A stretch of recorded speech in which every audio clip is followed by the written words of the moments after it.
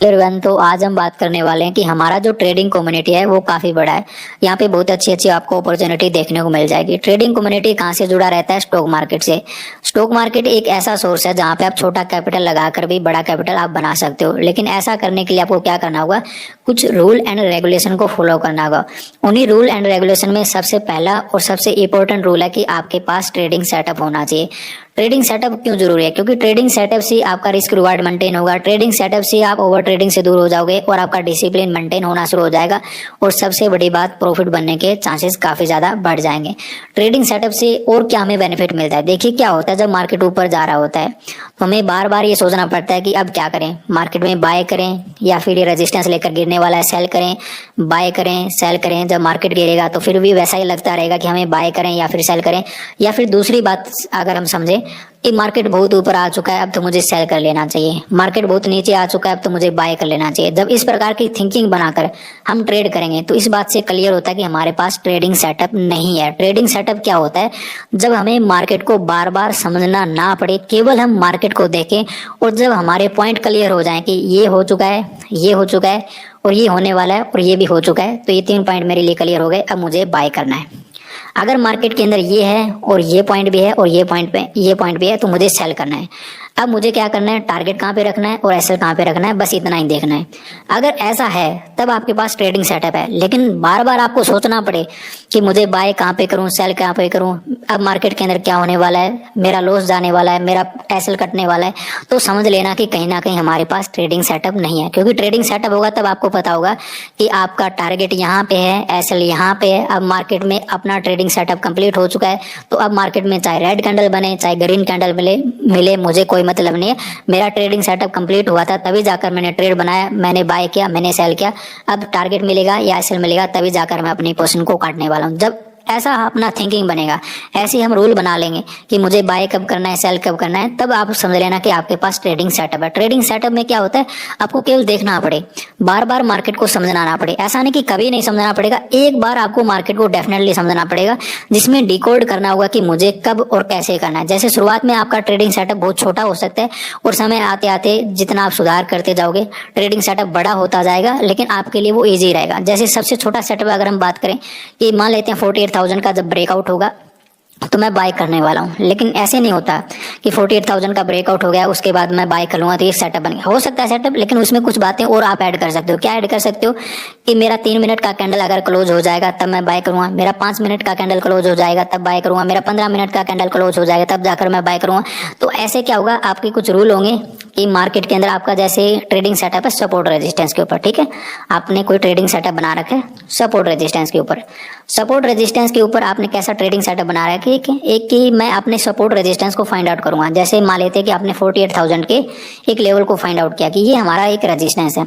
Resistance के ऊपर अगर 5 मिनट का कैंडल क्लोज करता है तो मैं बाय करने वाला हूं। तो जब भी मार्केट ऐसा करेगा तो फिर आपको देखना है कि कब ये करने वाला है। ऐसा नहीं कि बाद में आपको कुछ सोचना है कि अब ये क्या करेगा, मुझे समझना पड़ेगा मार्केट को। नहीं, आपका ट्रेडिंग सेटअप कंप्लीट हो चुका है, मार्केट ने ब्रेकआउट किया, 5 मिनट का कैंडल क्लोज किया, तो आपका तुरंत मार्केट के अंदर ट्रेड बनेगा।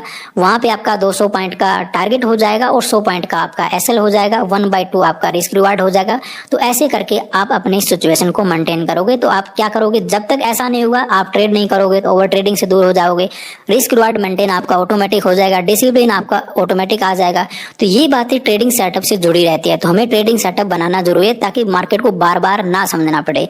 अब ऐसा नहीं कि ये सेटअप हर बार काम करेगा, हो सकता है कभी लॉस भी होगा तो आप लॉस लेके निकल जाओगे, हो सकता है आपका प्रॉफिट बनेगा तो आपका बहुत अच्छा प्रॉफिट भी बनना शुरू हो जाएगा। अब मैं अपने सेटअप के बारे में बात करता हूँ कि मेरा जो सेटअप है उसका रूट वैल्यू मैं आपको बार बार बोलता हूँ कि मेरा एसएल हंटिंग रहेगा। लेकिन एसएल हंटिंग ऐसे नहीं कि वो काम कैसे करेगा, वो तो हमें समझना है ना। जैसे आपका साइड में हम रखते हैं कि आपका जो ट्रेडिंग सेटअप था वो किसके ऊपर था, सपोर्ट रेजिस्टेंस के ऊपर, ठीक है। मेरा जो ट्रेडिंग सेटअप है वो है एसएल हंटिंग के ऊपर। लेकिन इसमें भी आपने कुछ रूल बना रखे थे, जैसे कैंडल क्लोज होगा या फिर आपने कोई इंडिकेटर लगा रखा होगा, ऐसे कुछ आपने रूल बना रखे होंगे। वैसा ही मेरे आगे के लिए रूल बनते हैं कि जब कुछ पॉइंट होते हैं उसके बाद मुझे पता चल जाता है कि यहाँ पर बायर बैठे होंगे, यहाँ पर सेलर बैठे होंगे, उनके एसएल खाने के लिए फिर मैं क्या करता हूँ, मार्केट के अंदर बाय या सेल करता हूँ। वो मैं कैसे समझता हूँ, अगर हम चार्ट के अंदर बात करें, क्योंकि कैंडल को मैं ज्यादा फॉलो नहीं करूंगा, क्योंकि हमें चार्ट के अंदर देखना जो स्टिक होते हैं, जो बार बार चेंज ना हो जाए, चाहे कैंडल रेड बने चाहे ग्रीन बने, मुझे चेंज ना करना पड़े, ऐसे रूल मैंने बना रखे हैं। ऐसी बातों को मैं ध्यान रखता हूँ। मैं सबसे पहले ध्यान ये रखता हूँ कि साइकोलॉजी कैसा बना हुआ है। ये एक थोड़ा सा वोलाटाइल सिचुएशन होता है कि साइकोलॉजी को समझना। तो वो आप नॉर्मली क्या होता है कि जब धीरे धीरे आप मार्केट में काम करते रहोगे तो आपको साइकोलॉजी भी समझ में आना शुरू हो जाएगा। लेकिन जब एसएल हंटिंग का जब शुरुआत में मैंने काम करना शुरू किया था, तो मैंने क्या समझा था कि जब भी इस प्रकार के पॉइंट होते हैं, जैसे ये हो गया 48,500 हो गया, या फिर अपना 48,000 हो गया, और अभी तो जैसे क्या हो चुके हैं, एक दो नंबर और ऐड हो गए, क्योंकि मार्केट देखिए चेंज होता रहता है। पहले वो कुछ और भी होता थे, लेकिन अब कुछ और आ गया। तो वैसे यहाँ पे क्या हो गया कि 48,200 का लेवल हो गया। अभी देखिए 48,800 का भी लेवल हो चुका है, साथ के साथ में आपको मिल जाएगा। तो मैं आपको क्या बोल रहा हूँ, अभी जिस प्रकार का सिचुएशन है यहाँ पे एसएल हंटिंग के लिए आप क्या क्या देख सकते हो, जो मैंने अपने लिए रूल बना रखे हैं। 500 का लेवल जो प्रॉपर राउंड नंबर होगा आपका, 3 टाइम 0 रख लीजिए। इसके आगे कोई भी आप नंबर लगाओगे, 47, 46 जो भी आपका लगेगा। उसके बाद क्या होगा, 200 का लेवल, थोड़ा सा ऐसे रखते हैं अपना 0 उसके बाद 500, उसके बाद 200 और एक अपना 800। ये 4 ऐसे पॉइंट हो चुके हैं करंट टाइम में। 800 अभी तक कंप्लीट नहीं हुआ है, ये धीरे धीरे होना शुरू हो चुका है, जिसके अकॉर्डिंग अब एसएल रेडी होने वाले हैं मार्केट के अंदर। अदरवाइज 200, 500 और 3 टाइम 0 कहीं ना कहीं ऑलरेडी मार्केट के अंदर काम करना शुरू कर चुके हैं। 800 अभी जस्ट एंट्री होने वाला है, ज्यादा देर अभी काम नहीं हुआ, मार्केट ने इसके ऊपर शुरू नहीं किया, लेकिन धीरे धीरे मुझे लगता है 2-3 महीने में इसके ऊपर भी अच्छा काम होना शुरू हो जाएगा। तो इसमें क्या होता है, मैं मोस्ट ऑफ द टाइम क्या देखता हूँ कि मार्केट ने, देखिए क्या होता है, जैसे मार्केट ने यहाँ से चलना शुरू किया, कंटिन्यू भागता हुआ आ रहा है, मार्केट ने यहाँ पे रेजिस्टेंस लेना शुरू किया। तो अब क्या होता है, जब मार्केट इतना निकल जाता है ना, तो बायर यहाँ पे बाय नहीं कर पाता। उसे लगता है मुझे यहाँ पे बाय करना था, मुझे यहाँ पे बाय करना था, यहाँ पे बाय करना था। फिर वो यहाँ पे क्या करता है कि बार बार ऐसा देखता है कि 500 के आसपास रेजिस्टेंस ले रहा है, क्योंकि मार्केट करेगा ऐसा, हर बार करता है। मार्केट बार बार ऐसे दिखाएगा कि सेल करना है, सेल करना है। वो यहाँ पे मे भी सेल ना करे, इतना नीचे आ जाएगा कि एक बार तो लगेगा कि मुझे सेल में चला ही जाना चाहिए, और अगर गलती से किसी ने बाय कर रखा है तो उसका मार्केट एसलेट कर देगा। तो एक बार अच्छा सा रिजेक्शन आ जाएगा।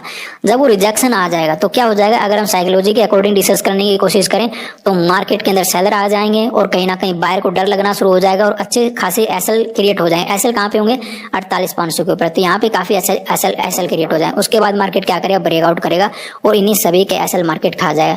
इसी बातों को मैं ध्यान रखते हुए मार्केट के अंदर काम करता रहता हूँ। वैसे ही 48,200 का होगा तो यहाँ पे कोई रेजिस्टेंस लेगा या फिर सपोर्ट लेगा, ऐसा कुछ करना शुरू करेगा। उसके बाद मेरे पास कौन से पॉइंट होते हैं, मार्केट का क्लोजिंग प्राइस, जैसे ये क्लोजिंग प्राइस हो गया, मार्केट का ओपनिंग प्राइस, मार्केट में ओपनिंग प्राइस जब मार्केट जब यहाँ पे 915 के ऊपर जब ओपन होगा, वो पॉइंट मेरे लिए हो गया। मार्केट का हाई पॉइंट, मार्केट का लोअर पॉइंट। तो ये 2-4 पॉइंट मेरे पास और होते हैं, जिसके अकॉर्डिंग मैं क्या करता हूँ, एसएल को फाइंड आउट करता हूँ। एसएल को फाइंड आउट करने का बहुत ही आसान मेथड है। मुझे ऐसा लगता है कि मैं देखता हूँ कि जब मार्केट रेजिस्टेंस लेगा तो यहाँ पे क्या होने वाला है, कि मार्केट इतने नीचे से ऊपर आने वाला है, बार बार रेजिस्टेंस लेगा, तो मेरे लिए क्लियर होगा। मुझे बार बार सोचना नहीं पड़ेगा कि मैं बाय करने वाला हूँ या सेल करने वाला हूँ, मुझे ये पता कि बाय करना है। एंट्री के लिए मैं क्या करता हूँ, फिर थोड़ा सा और नीचे आ जाता हूँ, क्योंकि देखिए काफी टाइम हो गया मुझे ट्रेडिंग करते हुए एसएल हंटिंग के अकॉर्डिंग। तो मैं क्या करता हूँ, कैंडल वगैरह का भी ध्यान रखता हूँ कि कैंडल कैसा बना रहा है, कहाँ से मार्केट ने जब 1 मिनट का चार्ट बन रहा है तो यहाँ पे कोई अपना सपोर्ट वगैरह तो नहीं बन रहा है। जैसे यहाँ पे क्या होता है, ट्रेडिंग यहाँ से तो रेजिस्टेंस ले रहा है, लेकिन नीचे से वो क्या बना रहा है, सपोर्ट बना रहा है। तो जब वो सपोर्ट का ब्रेकडाउन होगा तो वहाँ पे मेरा एंट्री हो जाएगा। उसके बाद मेरा जो भी एसएल होगा 100 से 150 पॉइंट का, वो मेरा एसएल हो जाएगा, और मेरा टारगेट होगा वो ब्रेकआउट करने के लिए मेरा टारगेट हो जाएगा। तो इस प्रकार मैंने अपना ट्रेडिंग सेटअप बना रखा है। तो मैं क्या क्या ध्यान रखता हूँ, अगर हम चार्ट में देखें तो जो प्राइस मैंने आपको बताया 48,500, 48,200, अपना 48,000 और अपना क्या रखे 48,800, ठीक है। वो अभी अभी शुरू हुआ है, ज्यादा देर काम नहीं हुआ है, 2-3 महीने से थोड़ा थोड़ा मैंने देखा है कि वो कहीं ना कहीं ऐसा करने की मार्केट वहां पे कोशिश करे। ये एक इंपॉर्टेंट लेवल है जहां पे दूसरों का साइकोलॉजी मार्केट चेंज करने की अभी के टाइम कोशिश कर। आगे टाइम क्या होने वाला मुझे भी नहीं पता, लेकिन करंट टाइम में मेरे पास 4 नंबर है जिसके अकॉर्डिंग साइकोलॉजी चेंज हो जाता है। उसके बाद क्या होंगे, higher point, lower point, closing price, opening price, opening candle का हायर लो। तो ऐसे ऐसे मैंने धीरे धीरे जो भी मेरे पॉइंट थे मैंने अपने लिए बना रखे हैं, और जो जो मुझे लगता है कि इसके अकॉर्डिंग ये पॉइंट होने के बाद मुझे बाय सेल करना है, उसके अकॉर्डिंग मैं बाय सेल कर लेता हूँ। ऐसा नहीं कि एक बार करता हूँ, हर बार मेरा ऐसा ही होगा। आप कोई भी ट्रेड मुझे उठा के पूछ लेना, ऐसे ही आपको करता हुआ नजर आएगा। आप कोई भी ट्रेड उठा लो, जैसे ये ट्रेड उठा लेते हैं, ठीक है। यहाँ पे मैंने क्या किया था, मार्केट के अंदर कॉल साइड में काम किया था। तो इसमें मैंने क्या देखा था कि मार्केट में तेजी से सेलिंग हुआ है, ठीक है। तो तेजी से सेलिंग हुआ है तो क्या होता है कि बायर का जल्दी से हिम्मत नहीं बन पाता कि मैं बाय करूं या ना करूं, क्योंकि मार्केट देखिए पहले से भी गिरावट में आ रहा था, कंटिन्यू गिरता और इतना बड़ा कैंडल मार्केट ने अचानक बना दिया। तो यहाँ पे क्या होता है, काफी क्विकली काम होना शुरू हो जाता है कि मुझे क्या करना है, मुझे क्या करना है। तो मार्केट के अंदर क्या हुआ, अपना 48,500 का यहाँ पे लेवल था, अगर आप ध्यान से नोटिस करोगे यहाँ पे 48,500 का लेवल था। तो जब 48,500 का ब्रेक डाउन किया मार्केट ने, देखिए ये पहले सपोर्ट लेने की कोशिश करा था, अपनी कैंडल का सपोर्ट लेने की कोशिश करा था। यहाँ पे हमें कुछ नहीं करना, क्योंकि मुझे पता था कि यहाँ पे अगर मैं काम करूंगा तो मुझे कुछ नहीं मिलेगा। तो आपके लिए जब आपका सेटअप नहीं बनेगा, जब तक आपका सेटअप नहीं बनेगा, आप केवल मार्केट को देखोगे। जब आपका कंप्लीट हो जाए उसके बाद आप काम करना शुरू करोगे। मार्केट ने क्या किया, 48,500 का ब्रेक डाउन किया और मेरा एग्जैक्ट यहाँ पे सपोर्ट मैंने लगा रखा था। सपोर्ट रेजिस्टेंस कैसे लगाते हैं वो मैंने आपको काफी बार समझाया हुआ है, कोई कमी रहता है तो मुझे बता देना, ठीक है।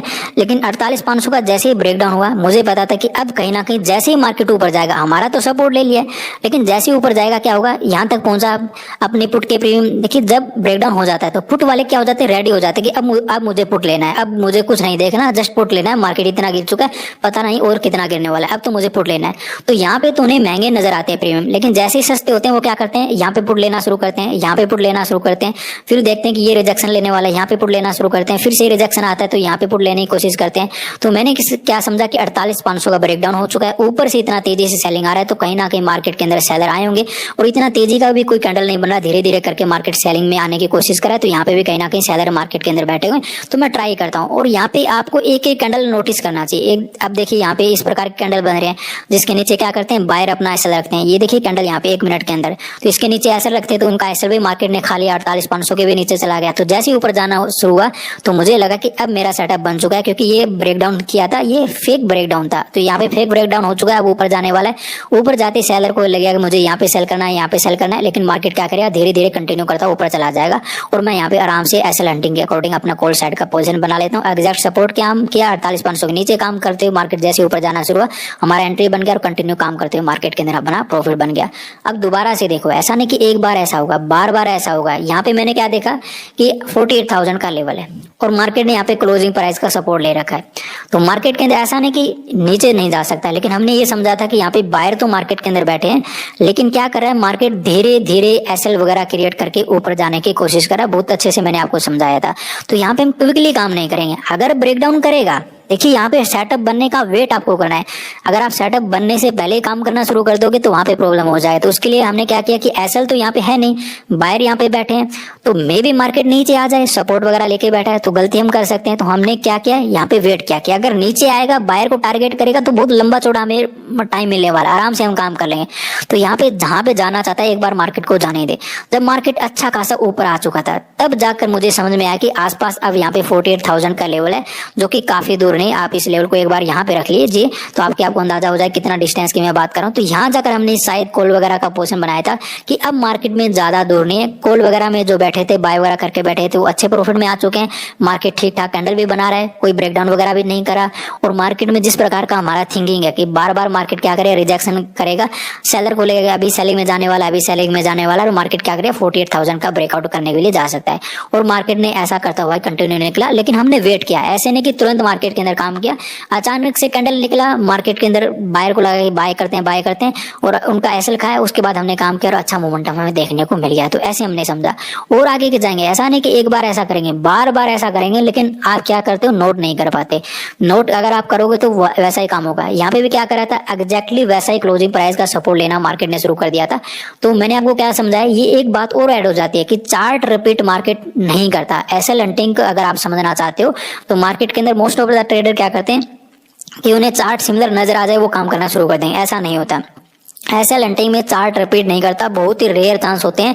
अगर आप 10 चार्ट देखोगे तो आपको हो सकता है 2 ही चार्ट आपको रिपीट मिलेंगे, 8 ऐसे चार्ट होंगे जहां पे चार्ट रिपीट नहीं होगा। तो मुझे लगा कि यहाँ पे मुझे बाय तो करना है, क्योंकि मार्केट कंटिन्यू ऊपर जा रहा है, डायरेक्ट एसएल वगैरह अवेलेबल नहीं, लेकिन मार्केट क्या करा है, धीरे धीरे एसएल वगैरह क्रिएट करा है। तो मैंने ऑलरेडी जो साइकोलॉजी यूज किया था, यहाँ पे जो साइकोलॉजी यूज करके मैं बैठा था कि चार्ट तो रिपीट नहीं करेगा, मे बी मार्केट थोड़ा बहुत नीचे आ जाए, लेकिन हाँ कहीं ना कहीं ऊपर जा सकता है। तो मैं उसके अकॉर्डिंग ट्रेड लेता हूँ। मार्केट ऊपर जा भी रहा है तो हम मार्केट के साथ ही चलेंगे, इस प्रकार मैंने अपना सेटअप रेडी बना रखा था ऐसे लैंडिंग के लिए।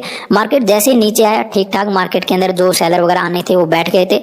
तो मैंने क्या प्लान बनाया कि छोटा मोटा ब्रेकडाउन होगा तो मेरा लॉस वगैरह नजर आ सकता है। अदरवाइज मार्केट के अंदर निफ्टी के अंदर भी काफी तेजी से सेलिंग आ चुका था और बैंक निफ्टी के अंदर भी अच्छे सेलर इकट्ठा हो चुके थे और मेरा ये प्लान था कि 48,500 का मार्केट ब्रेकआउट कर सकता है। मैंने कॉल का पोजीशन बनाया, लेकिन मार्केट ने ऐसा काम नहीं किया। मार्केट ने एक बार सपोर्ट लिया, 2 बार सपोर्ट लिया, 3 बार सपोर्ट लिया, बार बार यहाँ पे बाहर आने की कोशिश किया और एक बार जब ब्रेकडाउन हुआ तो काफी तेजी से सेलिंग मार्केट निकल गया। तो ऐसा नहीं कि जब आप सेटअप बनाओगे तो आपका लॉस होना बंद हो जाएगा, होगा ही नहीं। अब तो मेरा लॉस होना बंद हो जाए, ऐसा नहीं होता। लॉस होता है, लेकिन क्या होगा कि आपको पता होगा कि आपने क्या गलती किया और आपका बार बार ट्रेडिंग नहीं होगा। और जब आपको ट्रेड करना होगा तो पता होगा कि मुझे कैसा ट्रेड करना है, तो आपका एग्जीक्यूशन फास्ट होगा। तो इससे क्या होता है, आपको बेनिफिट मिलता है। तो इसीलिए मैं चाहता हूँ कि आप ट्रेडिंग सेटअप बनाओ। और पीछे जाएंगे कहीं पर भी जाकर देख लो, इन नंबर के अकॉर्डिंग, क्लोजिंग प्राइस के अकॉर्डिंग, हायर लोअर पॉइंट के अकॉर्डिंग मेरे सेटअप और मेरे ट्रेड ऐसे ही बनते आपको देखने को मिलेंगे। यहाँ पे देख लीजिए, एक इंपॉर्टेंट और हमारे लिए पॉइंट आ चुका है। यहाँ पे देखिए मार्केट ने क्या किया था, क्लोजिंग प्राइस का बार बार सपोर्ट ले रहा था। अब आप ये ट्रेड बहुत ध्यान से समझिए, मार्केट ने क्या किया था, कंटिन्यू सेलिंग मार्केट के अंदर आया था। तो आपको ये नहीं लगता कि बायर को डर लगेगा?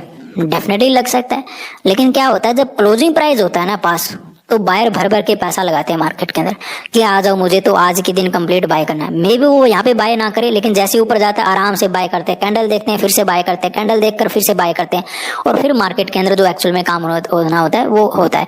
तो मैंने यहाँ पे क्या समझा था कि मार्केट के अंदर काफी तेजी से हमें सेलिंग देखने को मिला है। तो जो सेल वगैरह करके बैठे हैं वो अच्छे प्रॉफिट बैठे, इनको तो हाथ लगाने का बात बनता नहीं है।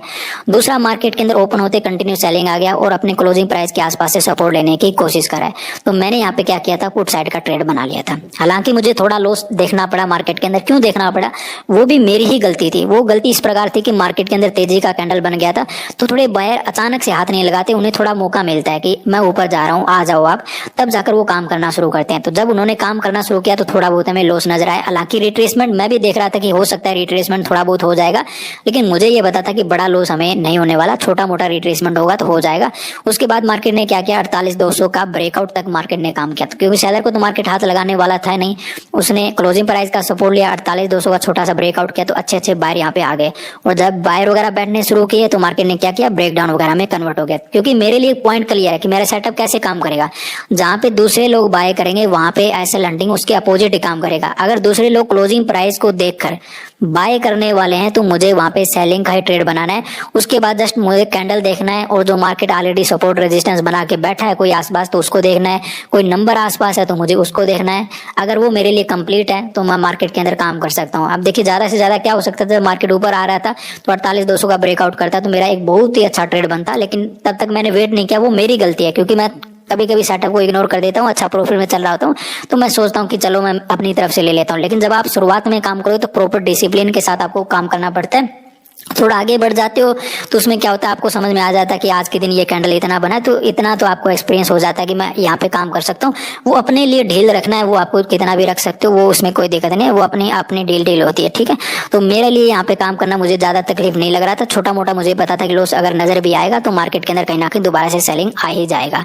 उसके बाद देखिए ये जो कैंडल बना है, ये क्यों बन रहे हैं मार्केट के अंदर। देखिए सबसे पहला एसएल कहाँ पे रखा हुआ, इस जो अपना लोअर पॉइंट था इसके नीचे एसएल बना था। एक कैंडल काफी बड़ा मार्केट के अंदर बना, यहाँ पे क्या होंगे, ऐसे लेट हो गए। उसके बाद देखिए जब लोअर पॉइंट क्लोजिंग प्राइस को क्रॉस किया था तो यहाँ पर जो बायर थे, जो बड़े से बड़ा अभी एसएल रखते हैं ना, वो इसके नीचे, इससे ज्यादा उनका एसएल नहीं होगा। चाहे उसने पुट राइट का रखा होगा, चाहे उसने कॉल बाय का रखा होगा, सभी के एसएल इसके नीचे होते हैं। तो जब मार्केट ने ये लोअर पॉइंट क्रॉस किया तो देखिए कितना बड़ा कैंडल मार्केट ने बनाया। तो ये कोई बाइंग सेलिंग ऐसे आपको समझना है। तो कहीं ना कहीं मार्केट ने तुरंत एसएल सभी के कर दिए। तो जब ऐसे लेट होते तो अच्छा मोमेंटम आता है और अपने प्रीमियम भी काफी ज्यादा बढ़ जाते हैं। तो जब अच्छे खासे प्रीमियम बढ़ चुके थे तब जाकर हमने टारगेट वगैरह बुकिंग करना मार्केट के अंदर शुरू कर दिया। तो इस प्रकार हमने ये काम किया।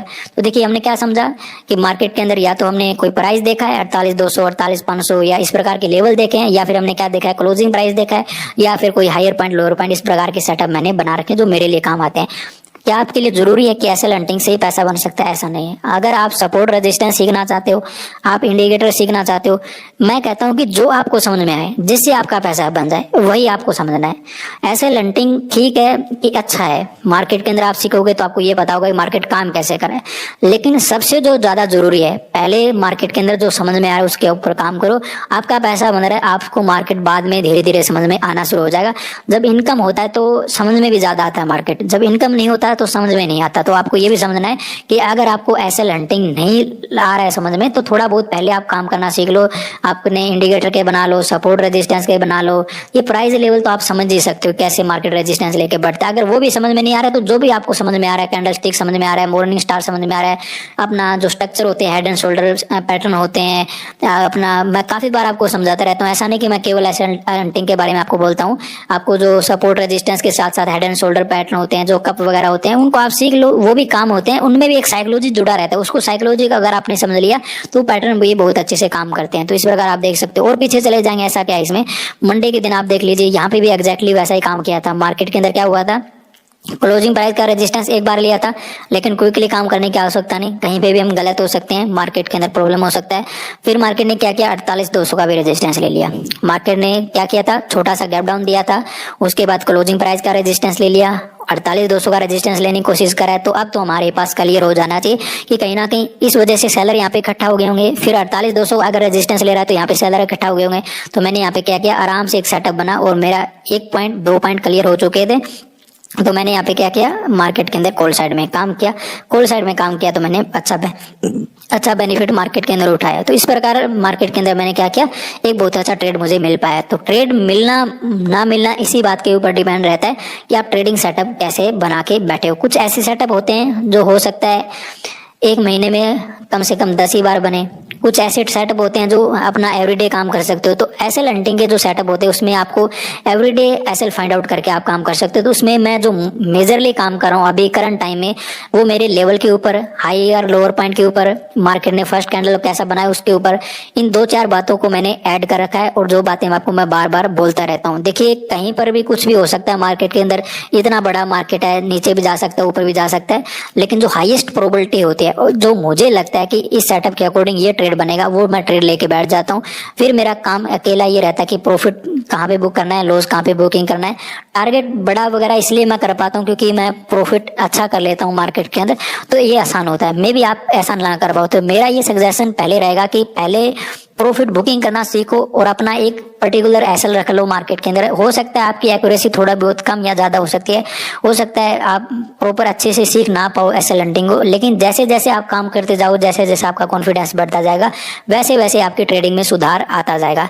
एक्यूरेसी से ट्रेडिंग का कोई भी लेना देना नहीं है। आपका एक्यूरेसी थोड़ा बहुत कम या ज्यादा हो सकता है, आपको रिस्क रिवार्ड के ऊपर फोकस करना चाहिए। रिस्क रिवार्ड के ऊपर अगर आप फोकस नहीं कर रहे तो आपको एक्यूरेसी के ऊपर फोकस करना चाहिए। एक चीज को तो आपको फॉलो करना होगा और फिर आपको ट्रेडिंग सेटअप आपकी हेल्प करेगा। ओवर ट्रेडिंग से अपने आप को दूर रखिए, कैपिटल बचना शुरू हो जाएगा। ट्रेडिंग सेटअप अपना बना लीजिए।